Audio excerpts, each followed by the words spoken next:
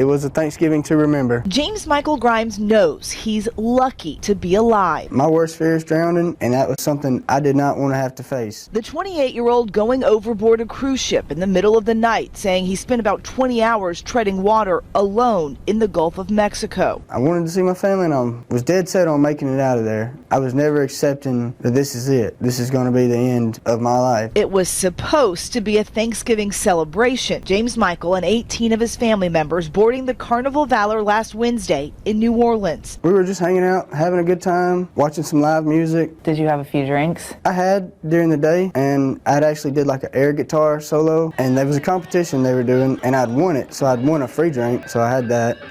But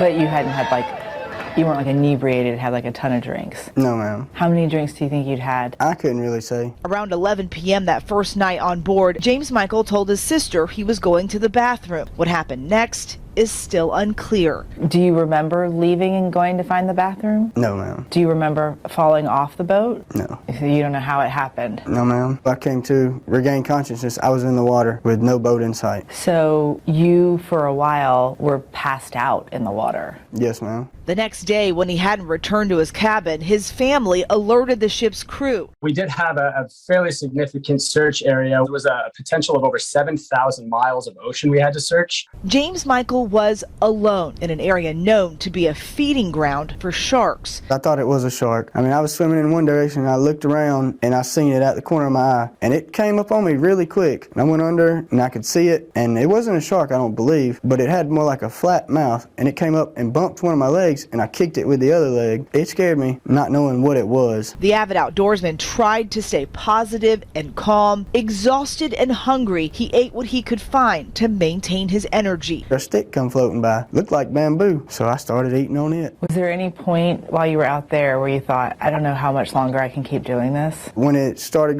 getting back towards nighttime again, the water started getting colder. At that time, I thought, how much longer am I going to have to be out here? But you just kept swimming? Yes, ma'am. The fall didn't kill me. Sea creatures didn't eat me. I felt like I was meant to get out of there. As the sun was going down Thanksgiving night, James Michael says he spotted a glimmer of hope, the lights from a tanker ship, and decided to swim towards it. That was my final little burst of energy. The strength that I had, I used pretty much every bit of it to try to make it to one of them. The Coast Guard then arriving, his miraculous rescue captured on camera. When the Coast Guard got there, what happened?